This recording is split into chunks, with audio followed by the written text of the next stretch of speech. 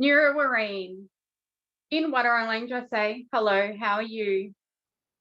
To all people meeting outside of the Wiradyuri boundary, I would like to acknowledge that you are meeting on Aboriginal land and pay my respects to elders past, present and emerging.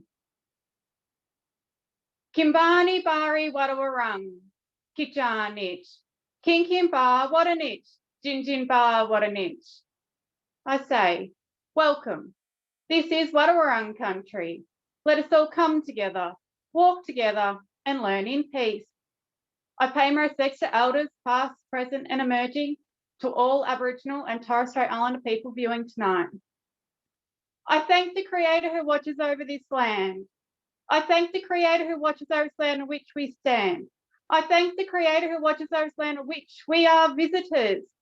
We are proud to follow in the footsteps of our ancestors who have gone before us. Niatni Bakabata Wadawurrung. Thank you and take care on Wadawarung country.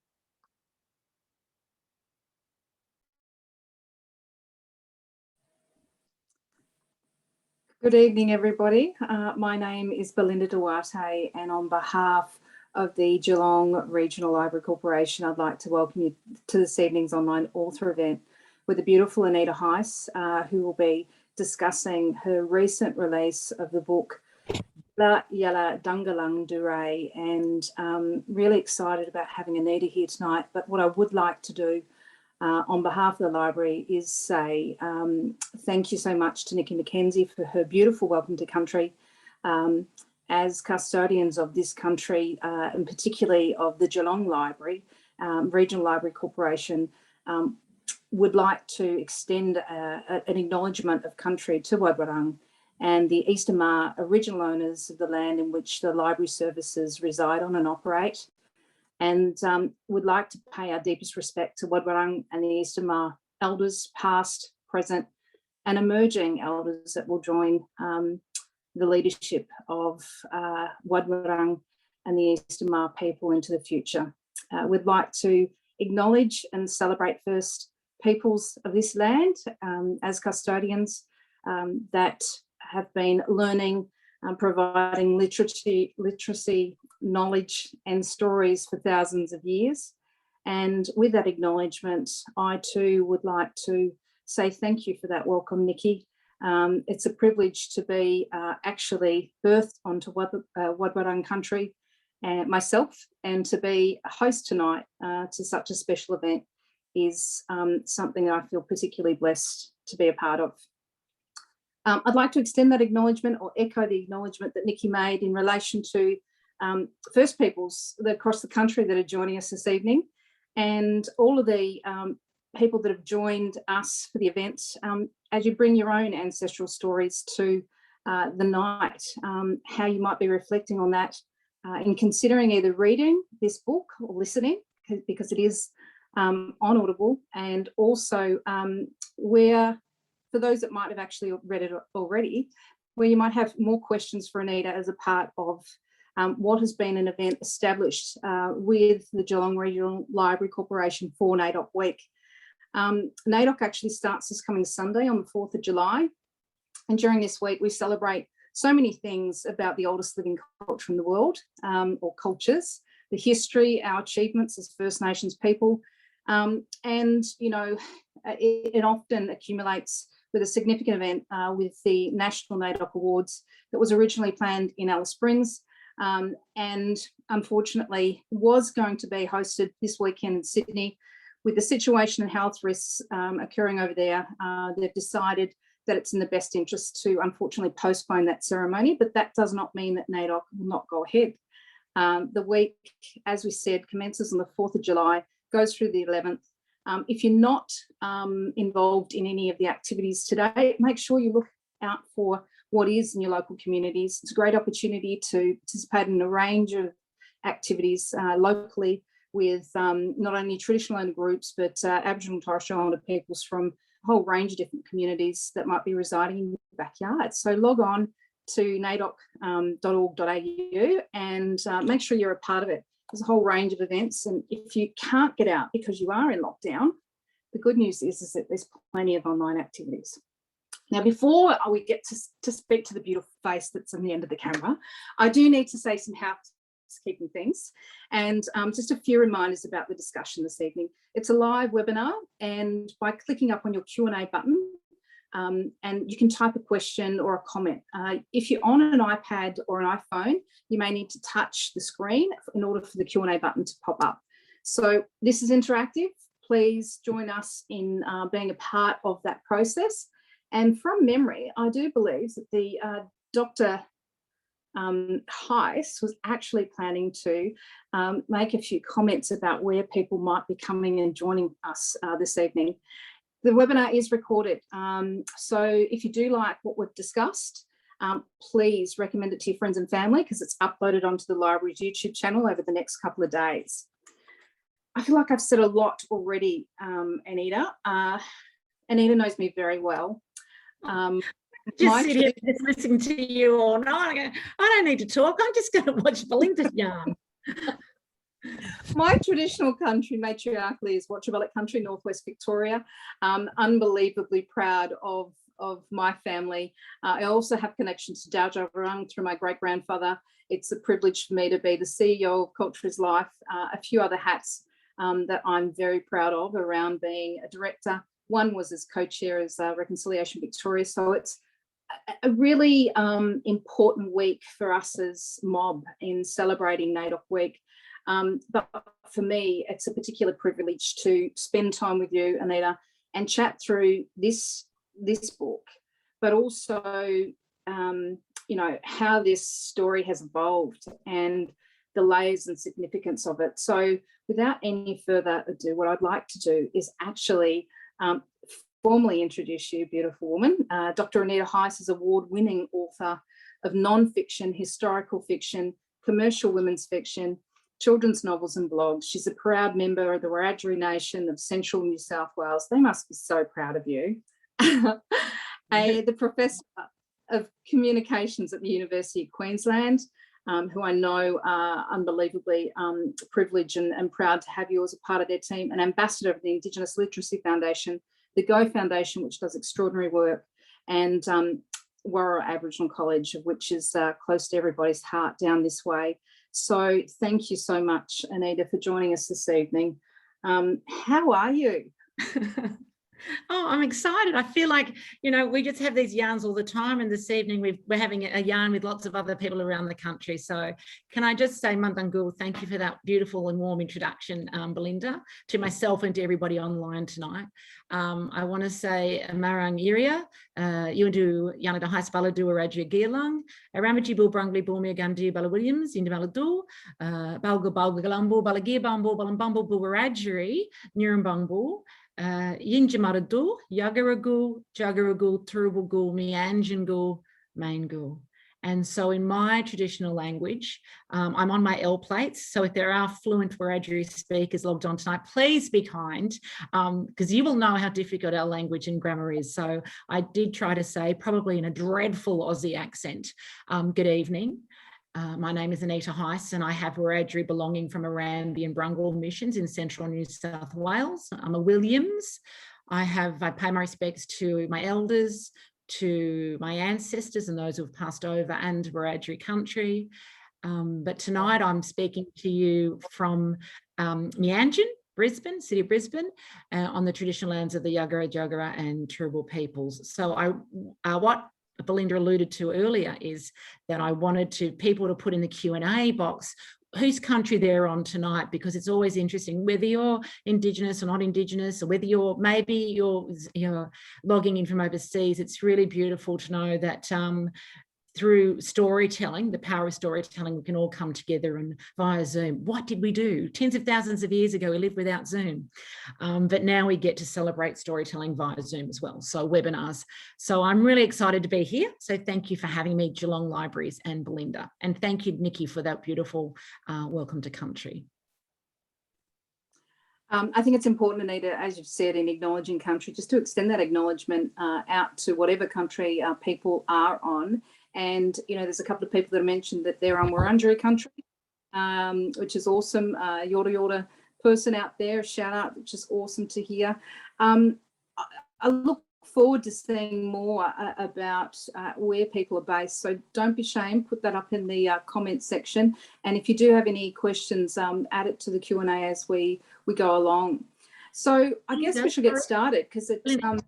Can I just say, if this, just in case, there may be someone who's logged in and they don't know whose country they're on, just put it in there and say, like, I live here. Does anybody know whose land that is? Because that's how we learn. Yeah, it's okay. No shame around that. Sorry. Terrific idea, Anita. It's going to be a long webinar. So I guess we've got some terrific comments made already, and look forward to chatting through what comes up. People have put some, we've got people in WA, a lot of people obviously at Wotjobaluk country, and we look forward to seeing more of that. Thank you for responding to my call out there, people. Congratulations, Anita. Really exciting to see the release of this book, and we're going to start on, here we go. Unfortunately, that's not good, is it? That my freeze in the background is not very clear. And there we go. Access to the book. Here we go. Tell us about the book. Tell us about the title of the book, I should say. Okay. Let me start. I'd love to tell you about the title of the book, because it's quite extraordinary. That Bila Yarrudhanggalangdhuray, let's all do it together back there at home, ready? Bila Yarrudhanggalangdhuray. It's the first time in Australian commercial publishing that and no English is on the cover. There is English on the back cover for those who can't say Bila Yarrudhanggalangdhuray. It translates to River of Dreams. So Bila means river. Yarrudhang means dream. Galang is the plural, so many dreams. And Duray is the action of having the dream. So I always wanted to have the language on the cover, and it was, the publisher said, we really want to push the boundaries. What do you want to do? And I said, well, let's just take English off altogether. And it's been it's been a wonderful way to actually start to talk more about the role of language in Australia, the fact that everywhere you walk in Australia, there is a traditional first language embedded in that land, and that English is essentially the second language to this country. But the cover is partly the title. There's a beautiful gugar, which is the goanna, which is the totem for many people, Wiradjuri mob in central New South Wales, around Wagga and Brungle and Tumut and Gundagai, where much of the story is situated. And my cousin Lukey Penrith. So some of your people will know, some of the people tuned in tonight will know Luke Penrith. Please Google him if you don't. He's an entrepreneur. He lives in Brungle. He's an amazing artist, and he's a huge supporter of Aboriginal arts and so forth in our region. So he, as my cousin, gifted me that beautiful goanna on the cover. And this is an actual photo of the Murrumbidgee River, where much of the story is set, obviously, around the Great Flood of Gundagai. And at dusk, if anybody's been, it's probably the same along other riverbanks around Australia. But when I went down to Wagga to learn my language, I'm a city girl, born and bred in Sydney, Concrete Quarry, Westfield Dreaming, all that sort of thing. Used to go back to country a lot, but when I went into study, I'm staying on the riverbank and in a cabin at the caravan park, and at dusk all these hordes of cockatoos just make so much racket, and I video them. It was quite extraordinary. And I think what they've done, this image really captures the cockatoo at dusk. But also a beautiful friend of mine, and people tuning in tonight will have known her, Kerry Reid Gilbert. The late Kerry Reid Gilbert was a Wiradjuri poet, an activist, and an extraordinary leader in our space and in our world, in our community. And her totem was the cockatoo. And so I was fortunate to be by her bedside when she took her final breaths. And I want her legacy, I wanted part of her to be in this story as well. And so the cockatoo is for her. And also in actually some of the character names I've named in the novel are named after her grandchildren, so who have Wiradjuri names. So that's essentially what the cover is about. The story, in short, is about the Great Flood of Gundagai in 1852, where a third of the town drowned over 3 days with torrential rain. There were 4 Aboriginal men, Yardie, Jackie, Tommy Davis and Long Jimmy, who went out on canoes to try to rescue people. during that time, Yari and Jackie saved 59 lives, and they are heroes. They are Australian heroes and legends. And so the story begins with them and then moves to Wagga. The main character's name is Waggadine. Waggadine means dancer. Some people will still remember or think that Wagga Wagga, the place, Wagga Wagga means a place of many crows, when in fact it means a place of celebration. And only in recent times, Wagga City Council had to change all of their collateral because the word for crow is wagon. So it's very easy to get confused, wagon to Wagga Wagga. And so the story is set in Wagga Wagga. It's around life for Wiradjuri people living on the land as stockmen and as servants in Wagga during the mid-1850s. And without giving too much away, there is a homecoming in this. So it is a story of heroism and homecomings, and essentially about the power of the Murrumbidgee River, Murrumbidgee Bila, and how it can take dreams away from people as quick as they can make dreams. Very short synopsis. I don't want to give too much away. I can ask you a million questions about this. It's so beautiful is just to see a book that has language integrated so beautifully into it, and to hear you. I remember when you were actually learning language, and at the time, envious of that work, and to see you actually get to where you have in producing this book is extraordinary. It's been reviewed as one of the best books you've done yet. 18 books, and this is the best. Why do you think that's the case? It's a big call, isn't it? Well, you would hope, my friend, that after 18 books, you might know how to string a sentence together. So you hope with every single book, your skill has improved. So I think part of it is about, I do believe that, I mean, I can look and see that the writing is better than it was in 1996, obviously. I didn't know in 1996 I was going to write more than one book, but I think it's about the story. I think when people talk about this being my best book, what they're talking about is the story is a significant story. And the Australians, I believe, are slowly but surely getting into a space where they are keen and ready to engage with our shared history through our lens, through our perspectives and so forth. I think in 2017, with the unveiling of the statues of Yari and Jackie on the main street of Gundagai, there was a glimmer of interest in all these heroes and so forth, that people are actually interested in the Great Flood, because it remains one of Australia's, if not one of the most devastating natural disasters in our history. And also I feel like obviously in 2019, we had the United Nations International Year of Indigenous Languages, which is about highlighting the importance of maintaining and reclaiming languages. And I think there's like 7,000 Indigenous languages around the world. And, you'll know that at the point of first contact and invasion, there were 250 languages and 800 dialectal varieties, and so many. There's I think 13 that are spoken fluently in school now, and or 100 that exist, and even fewer that are being taught to children. So there's this real interest in language reclamation and so forth. And starting next year, there's the decade of Indigenous languages, and I think there is a link to the Black Lives Matter movement and what we saw in 2016 and the disgusting death of George Floyd in Minneapolis a year ago just now.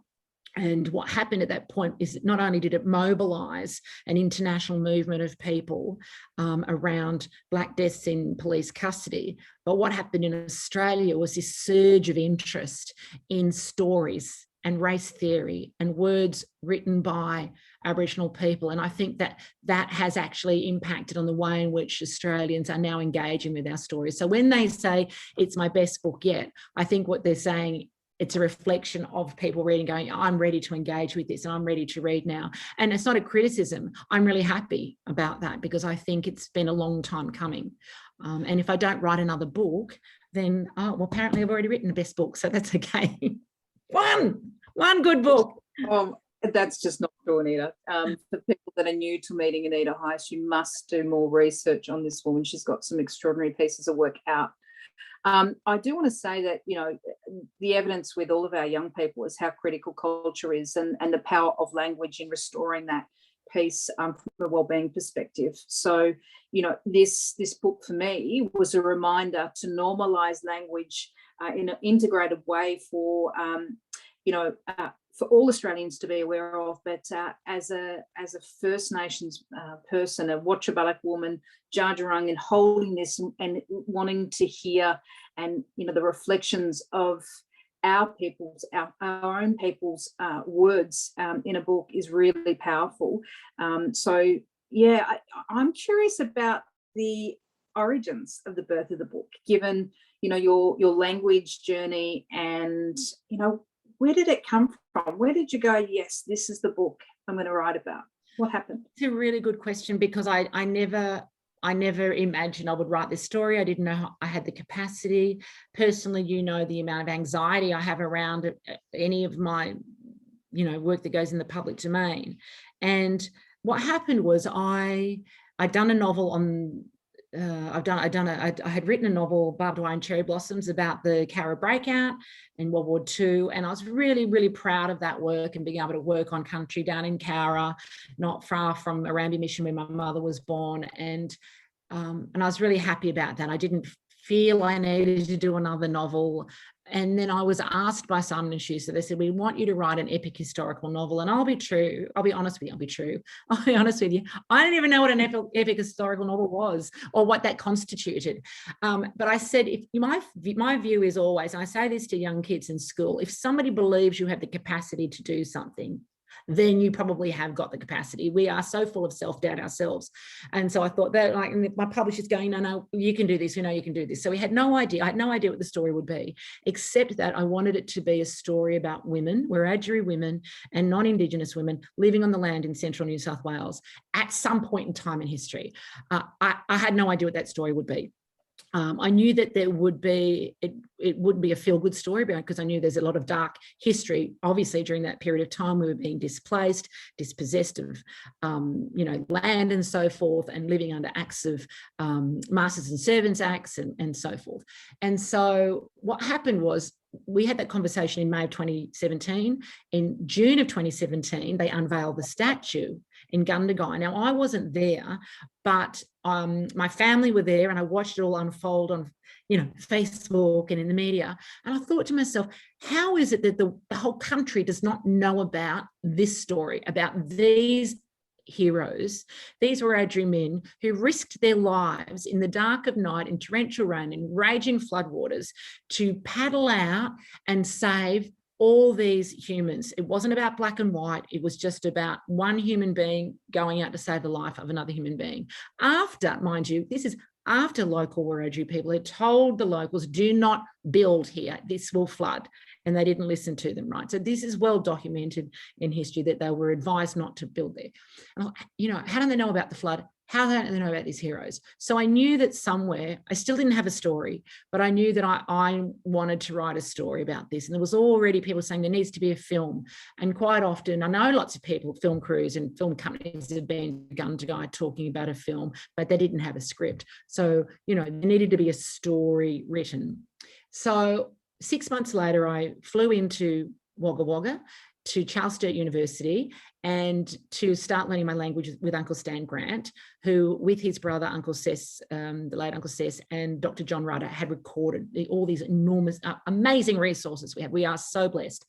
And day one, I feel completely inadequate, because I'm sitting in my hotel room with I bought every single resource you could possibly have. And I'm thinking, I'm never going to learn this. It's so hard, because you have to stop thinking in English. It's not a translation of English, because it wasn't English. It is, you have to think Wiradjuri. It's a different grammar system and so forth. And so every day I would learn something new. I learned to trust myself. I learned that the ancestors would give me the knowledge when they knew I was ready for it. And so every day I was learning a different story about history. I was learning new ways of, in terms of nation building, or we say nation rebuilding. On Sundays, we would our classroom would be outside of the university. It would be along the riverbank. It would be looking at scar trees. It would be learning how to cut a coolaman. And so I was learning all these different aspects to the way in which our ancestors used to live, while being in this absolute position of privilege of being able to learn that and learn language in a space. And it's quite an emotional journey. We're crying every class because it's always recognizing that my mother couldn't do this, that my mother lived under an active protection, that my grandmother was removed under active protection, and, you know, and grew up in a segregated town and on a mission and so forth. And so then I just, like, every day I was texting my publisher going, oh, I've just learned this, I'm going to weave this into the story and so forth. And I knew I didn't know it would look like this. I didn't know the book would be this, but I knew I wanted to put as much language in there because I thought Uncle Stan Grant, this is his legacy, is the gift of the language that he's recorded, and the proteges that he has trained. So Letitia Harris and Yari Lambshead and Lloyd Dolan, and, you know, so they're in the classroom teaching us, and hundreds of people have now gone through that, but non-Indigenous people as well, teachers who work with Koori kids who want to be able to teach better and embed Indigenous voices better. And so slowly but surely things started to fall into place. And then, you know, I found characters and I worked out where it would end, and I don't want to give too much away, but I'm a plotter. There's two types of writers. There's plotters and there's pansters. And I'm a plotter, and I map the whole book out. And so I map the whole book out about, I know where it's going to end. I work out my characters, what they look like, you know, what their backstories are and so forth. And so I write a synopsis for the story, and then I do my research. And so it just fell into place. It just fell into place. And the more I wrote, the more I learned, the more I understood what life was like. The more I realized what Australians needed to hear, because some of it was what Australians needed to hear. Okay, it's all personal, and what I needed to say. What I needed to say, really. That's a bit arrogant, isn't it? I needed to say. No, not at all. I think, I mean, in reading this from, you know, from a mob's perspective, it's something that talks to every single one of us. And this book in its own right does that, not only from an Aboriginal perspective, but a non-Aboriginal perspective. It brings to life the layers of things that you've talked about around the acts that were introduced and affected our families. And in hearing you talk through your journey, this book, or the journey of this book, there was really critical healing that was a part of that journey in order to birth it. Oh, absolutely. I feel. Is that fair to say? Yeah, absolutely. But I feel like I have, and I think this is the difference between Aboriginal or First Nations writing and non-First Nations writing, is most of us as creators understand that we have an accountability and a responsibility back to community. So I was sick for 2 months just before this book came out, because all I was worried about was that the elders in Gundagai and Barungal and Wagga were happy with what I'd done, were happy with the way that I portrayed a history, which is our history, that I got the language right. And that I was also concerned about the descendants of those families who died in the flood, because some of them are still alive, right? And, you know, who had family that had died in the flood. And I think for me, like, I feel like it's an act of sovereignty every day when I can greet people in language, and when I can stand up in a room and speak language. I feel like that's an act of sovereignty that says, you know, we're still here, I'm still here, for all the legislation and the policies of assimilation, the belief that we would die out and so forth, we're still here. But I think, you know, and also we think about the fact that we never had this, we didn't learn these things in school. You know, we learned that the boats came into Botany Bay, and that was the be all and end all of our history. And so I'm not answering your question. Sorry, what was the question again? No, I mean, everything, you know, the threads that you talk to are really powerful. And, you know, the elders, the Wiradyuri elders and people who are descendants from this story. It's a cultural load to carry, Anita. And, you know, you acknowledge those people in the book, and their support and contribution and guidance, elders and respected peoples from the communities that you visited.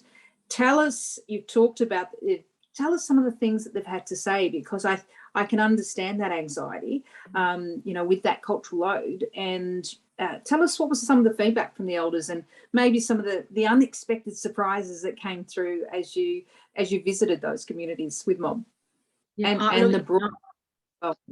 I can honestly say that all I wanted was people to be happy, not upset, not cranky, not getting the phone call saying we need to talk, right? Because then my stomach would just drop to the ground.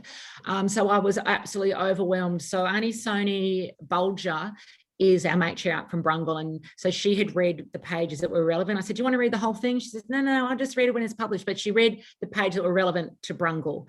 But she's seen me in action working with the kids at Brungle School, which have about 12 students, and they're just so beautiful. They actually came to the launch in Tumut, these little primary school kids, and did the acknowledgement to country in language and in English. It was so beautiful.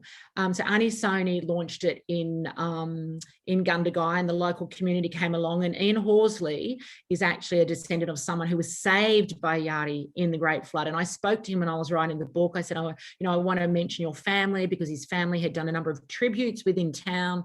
And he stood up at the end of the launch. He came to launch and he was really pleased, and he stood up and he said, I just want to say how grateful I am, because I wouldn't be here if it wasn't for Yari.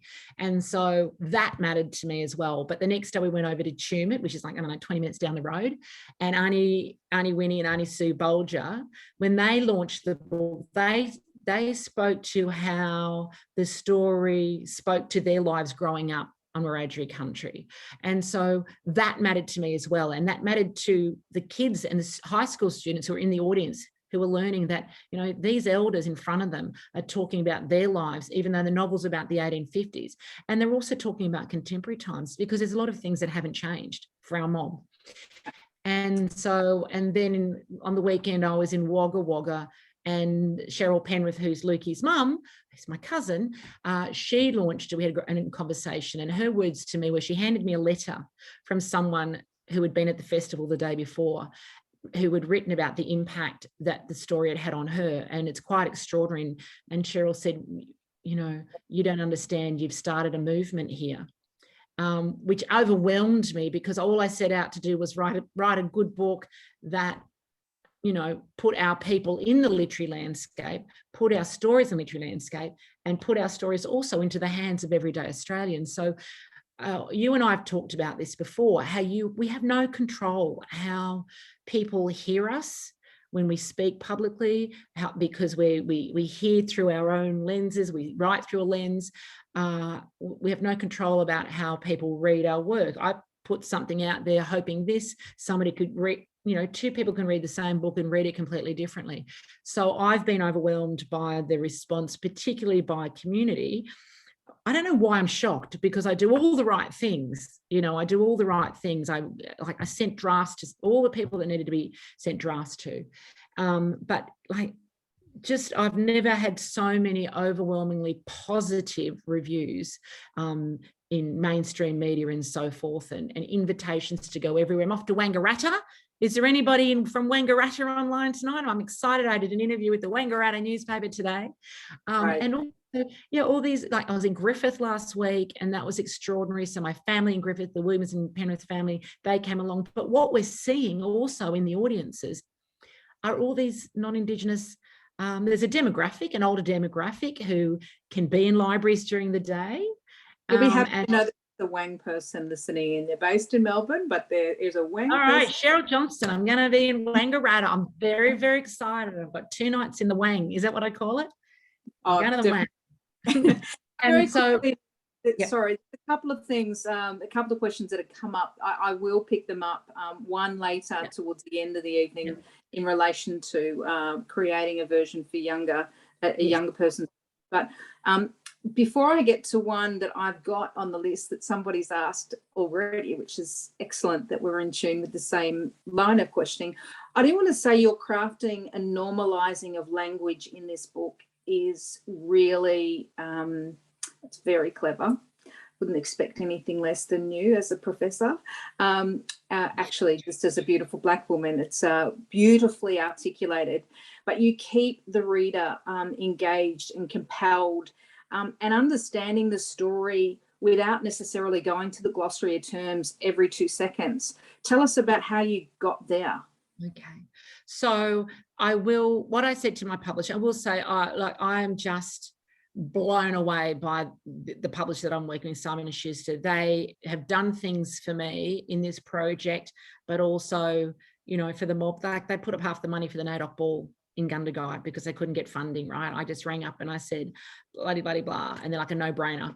And so they didn't have to do that. I can tell you there's no other authors around the country asking their publishers to support community blackfellas dancing with their shoes off on for NAIDOC.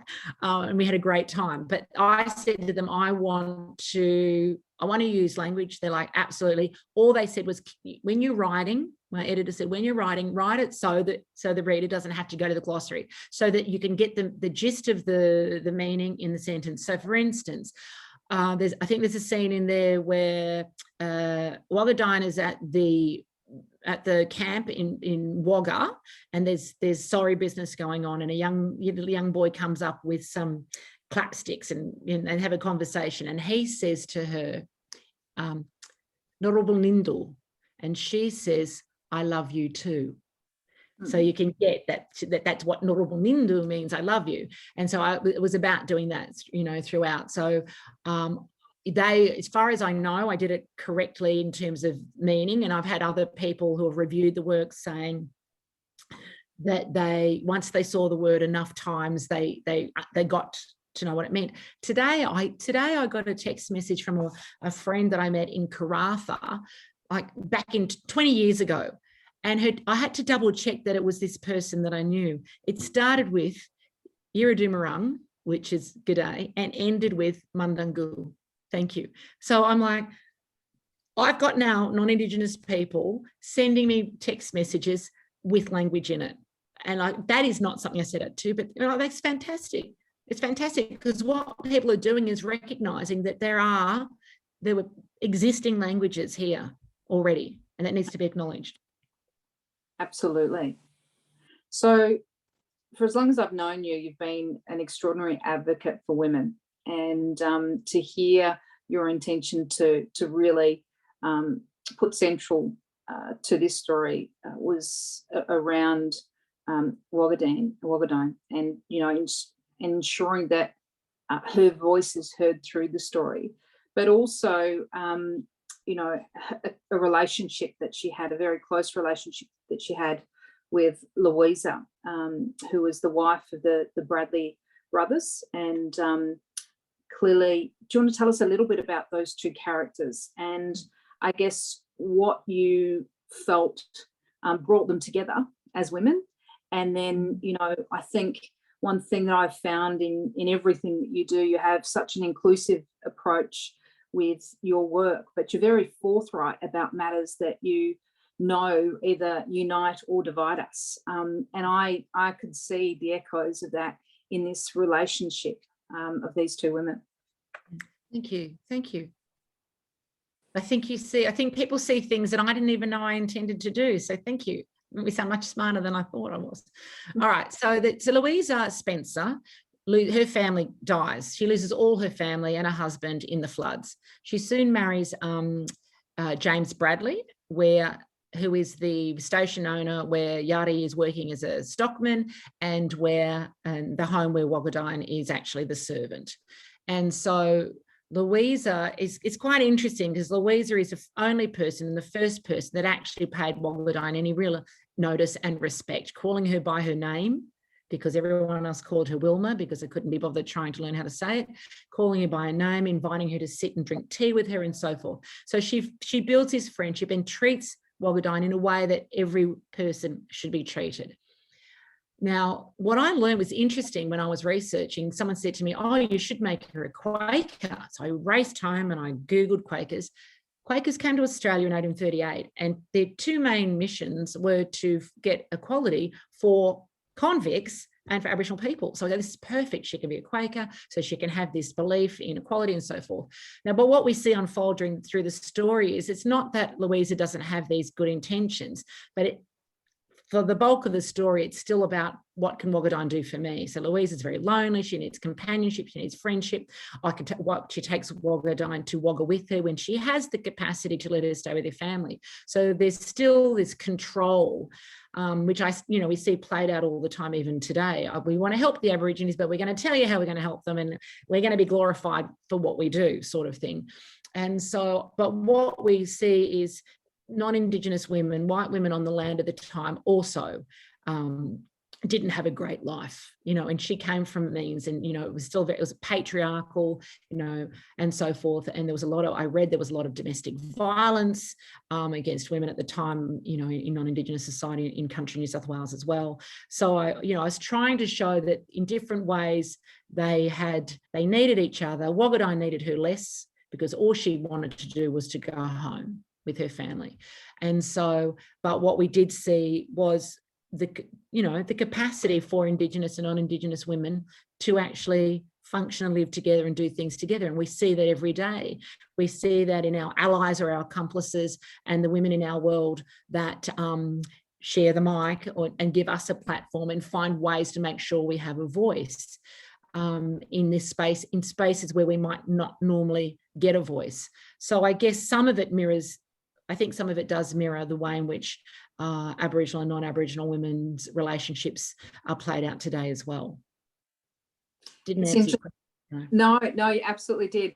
And, I think of a couple of occasions where Louisa actually talks to her intention, obviously, to look at equality and ensuring that those opportunities are given. And yet on the flip side, conversations that are talked about in relation to the law that is in place that means that they're not meant to be friends, and how that the exploring of what has been the impact of that colonial impact, and the laws that continue to perpetuate division between us as First Peoples and non-Aboriginal people.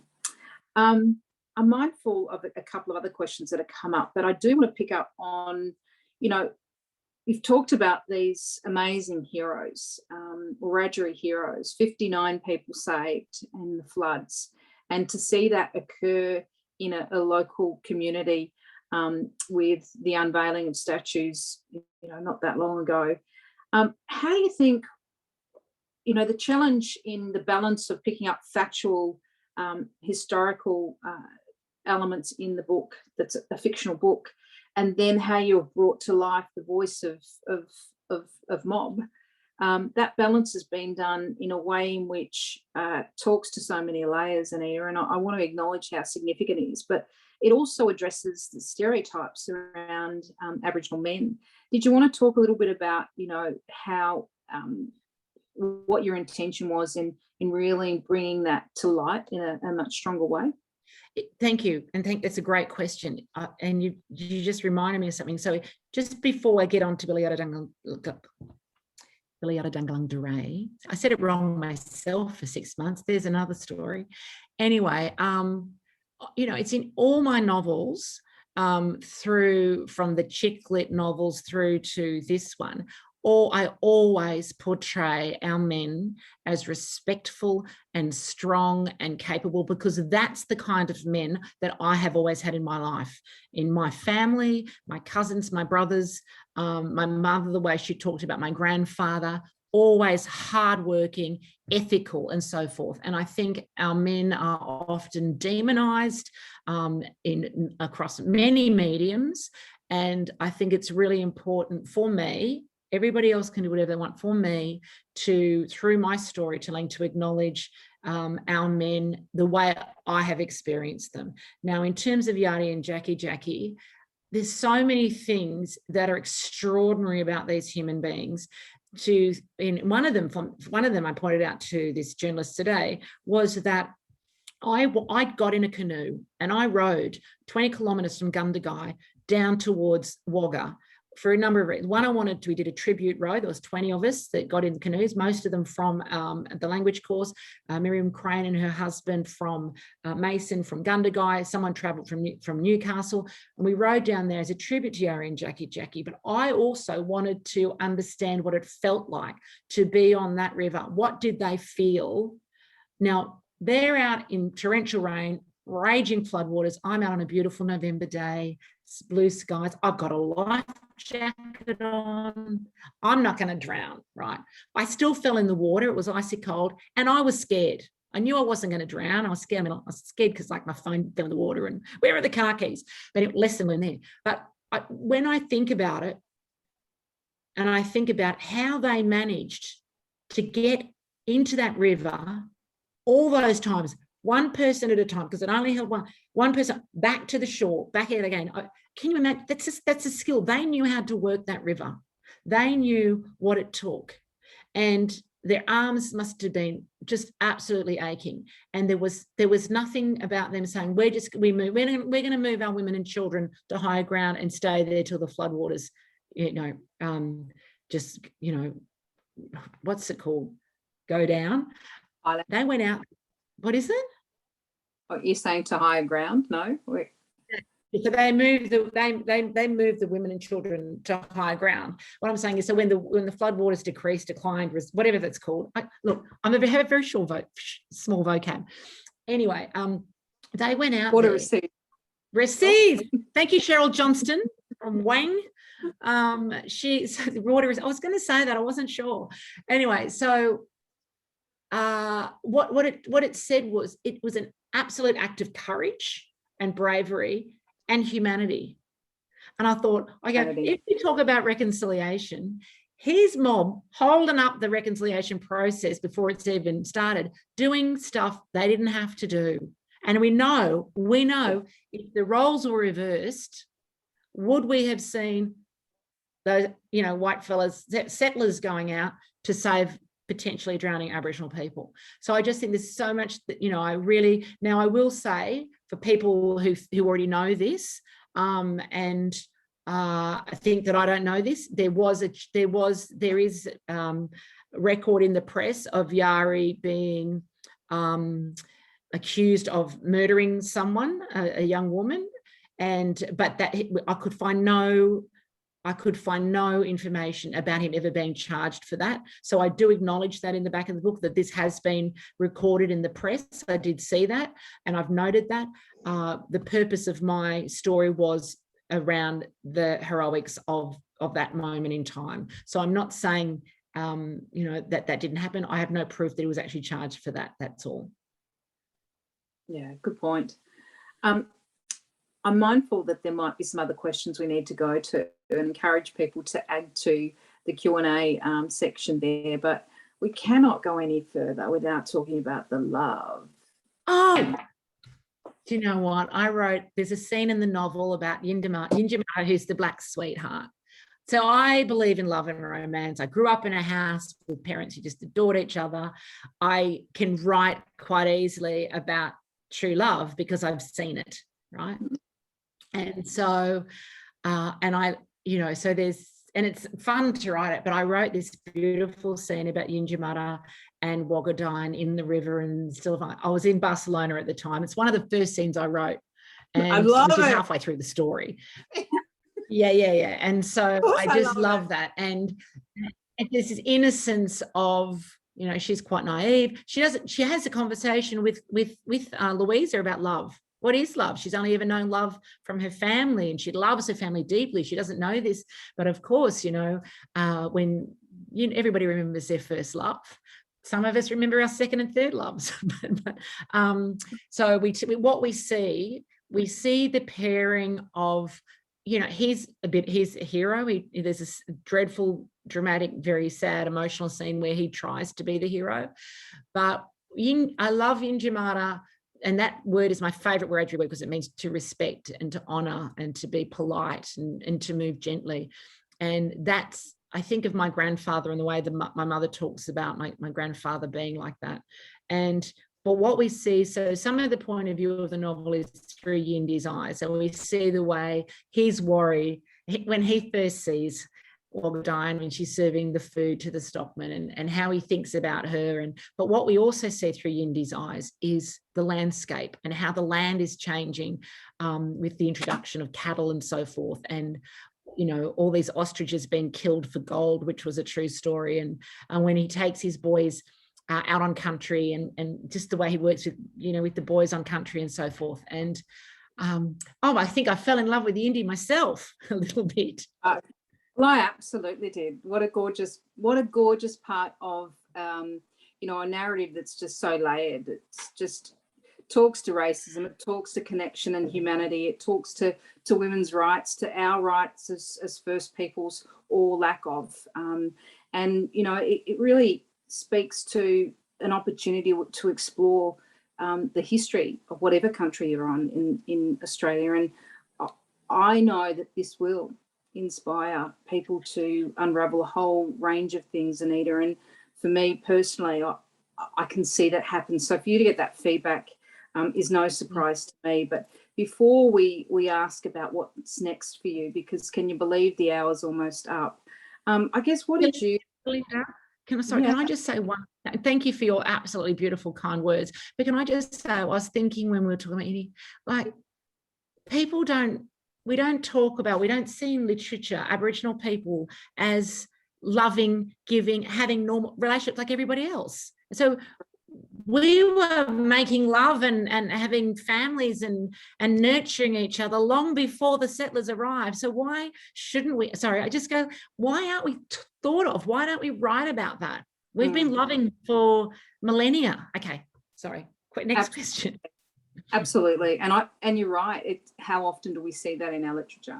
How often is it spoken to and reflected, you know, in the movies that we witness of this country? And I look forward to seeing more of it. What did you see or want to happen through writing this book? Okay, so really simple. I wanted the heroes to be acknowledged. I wanted Australians to know who they were. I wanted Australians to understand what life was like for Wiradjuri people in New South Wales during that time period, because I believe if we understand our past and what's led us to where we are, we can better accept and engage with the present and then move forward. And I think there's still a disconnect in this country around accepting the dark parts of our history. And we hear language like Aboriginal history. And like, no, we didn't poison the water holes. We didn't write the policies of protection assimilation. That's Australian history. So I wanted people to read this and understand this is our shared history. And when you understand that Aboriginal people the country over have been moved off traditional land, disconnected from language, cultural practice, from family and so forth, then you can understand why the conversations we have today and why some Aboriginal people are still trying to reconnect to identity, because they've been disconnected through policies of protection and assimilation and so forth. And I thought after I finished the novel, I thought to myself, a year ago, which was near getting the final draft ready, and we saw the conversation again internationally this time around statues around the world being torn down because they were statues of people that we knew now to be racist and so forth. And then we had the new statue of Yarri and Jackie. That maybe this could be a greater conversation. We could start a new conversation about, okay, who else do we need to recognise? Which is one of the things I wanted to ask people, who had logged in today. Who are the heroes that you know of that should be recognised in your town, in your city, in your region? Because there's so many unrecognised heroes. All those explorers who discovered areas, many of those were led over mountain ranges by black fellas, black trackers. And so where's that recognition? So I just hope it starts some other conversations. Definitely. Well, that it has. And for people that are online, please do add to the Q&A box or the chat area around who you think we should be telling these stories about, because we need to track it, and we need to explore how we can I guess, tell those stories for not only our mobs, but for our people, for all Australians. It's the truth of this country. So what's next, Anita Heiss, before we wrap tonight? We've had a question about asking, is there a young person's version of this book coming? And I know that you've got some lovely things to announce with regards to that. Oh, do you know, I'm just scrolling through to see everybody who's online and where they're from, and it's so great to see. So hello, Michelle Evans and Marisonta and Serene and Shelley. Right, so what's happening? So interestingly, when we were in Gundagai, the night of the launch, we went to the Criterion Hotel, because every regional town has a Criterion Hotel, and we sat there with I was with the publishers and so forth and locals, and we said, like, what do you want? And the locals were like, we want kids in schools to know this story about the Great Flood. And so I haven't signed it, but it's, we were about to sign a contract to do a kids' picture book on the Great Flood, called the Great Flood or the Big Rain or whatever we call it. So I'm very, very excited about that.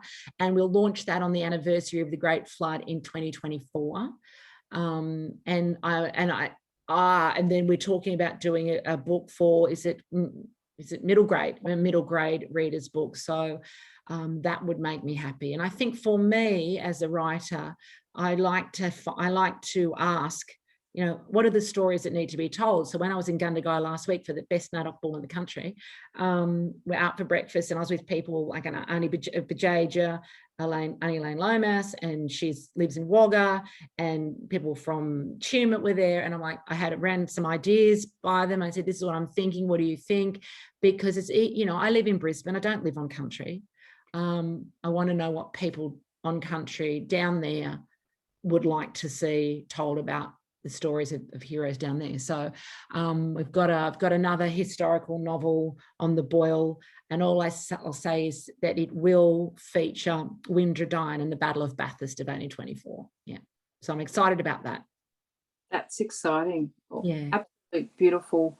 Your conviction to ensuring that you give voice not only to a whole range of different arenas, of whether it's your fictional work or some of the work you've done on children's books.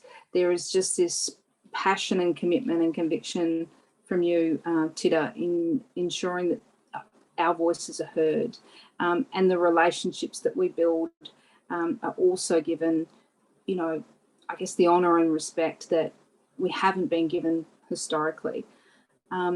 I've really enjoyed our yarn tonight, and I feel like I could go for another hour, and I'd want to talk about all the nitty-gritty parts of the beautiful, tragic, confronting, inspiring elements of the book, and, just to hear. And I want to say, your craft in integrating language through such a special book will breathe life into a whole range of things. It's published by Simon & Schuster. If you haven't got it and you've logged in tonight considering, I'm sure you're going to know that it's a must to read. Bila Yarrudhanggalangdhuray, River of Dreams, and get your copies if you're in Geelong. And the great news is that all the local bookshops have it in stock. You can borrow it from Geelong Regional Libraries in ebook. There's e-audio books and hard copy formats available. All good bookstores anywhere across the country. You are a privilege to be around, an inspiration, and I thank you so much for sharing and having me being gifted the honour to chat with you tonight. On behalf of Geelong Regional Libraries, I want to thank you and thank everybody for joining us. But Anita, do you have any other closing comments before we wrap for this evening? I just want to say Mandangul Nurbalindu Minnie. I love you, Minnie. Thank you. Love you, my little sister. I just want to thank, it's a real joy just to be able to have a conversation with someone who understands your purpose and understands the importance of the stories that we all need to hear ourselves. And I want to thank everybody for logging in. I know people are busy. It's dinner time. You've got kids. I'm seeing everyone's, thank you so much, Larissa and Carolyn. I don't even know you people, but I might see you in Wangaratta. And thank you for taking that. If you've read the book or you're going to read the book, I think anybody who gives up time in their life to read anybody's book, I mean, that's I feel very privileged if someone gives me their time to read a story that I've written. So I thank you very much. And I'll say, Wiradyuri, good evening. And Belinda, thank you. And you're so smart. You're so smart. Happy NAIDOC to everybody. Again, a shout out, log on to naidoc.org.au and get along to events during the week. Take care. Doggy.